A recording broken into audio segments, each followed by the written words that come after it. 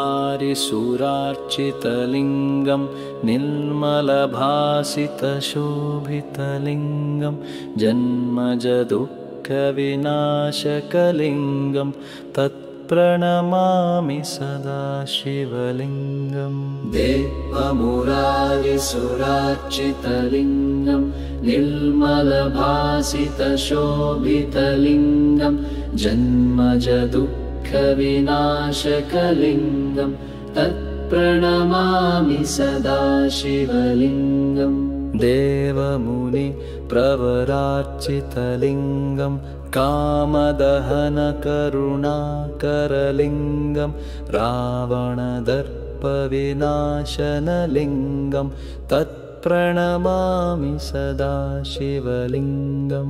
देवमुनिप्रवरार्चितलिङ्गं कामदहनकरुणाकरलिङ्गं रावणदर्पविनाशनलिङ्गं तत्प्रणमामि सदा शिवलिङ्गं।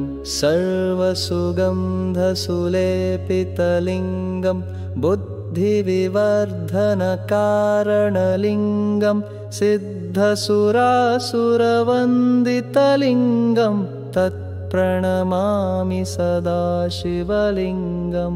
कनकमहामणिभूषितलिङ्गं फणिपतिवेष्टितशोभितलिङ्गं दक्षसुयज्ञविनाशनलिङ्गं तत्प्रणमामि सदा शिवलिङ्गं। कुङ्कुमचन्दनलेपितलिङ्गं पङ्कजहारसुशोभितलिङ्गं सञ्चितपापविनाशनलिङ्गं तत्प्रणमामि सदा शिवलिङ्गं। कुङ्कुमचन्दनलेपितलिङ्गं पङ्कजहारसुशोभितलिङ्गं सञ्चितपापविनाशनलिङ्गं तत्प्रणमामि सदा शिवलिङ्गं। देवगणार्चितसेवितलिङ्गं भावैरक्तिभिरेव च लिङ्गं दिनकरकोटिप्रभाकरलिङ्गं तत्प्रणमामि सदा शिवलिङ्गम्। अष्टदलोपरिवेष्टितलिङ्गं सर्वसमुद्भवकारणलिङ्गम् अष्टदरिद्रविनाशनलिङ्गं तत्प्रणमामि सदा शिवलिङ्गं।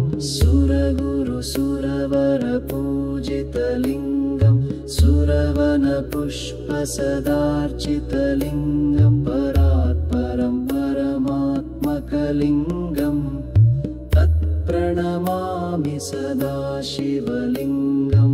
लिङ्गाष्टकमिदं पुण्यं यः पठेत् शिवसन्निधौ शिवलोकमवाप्नोति शिवेन सह मोदते।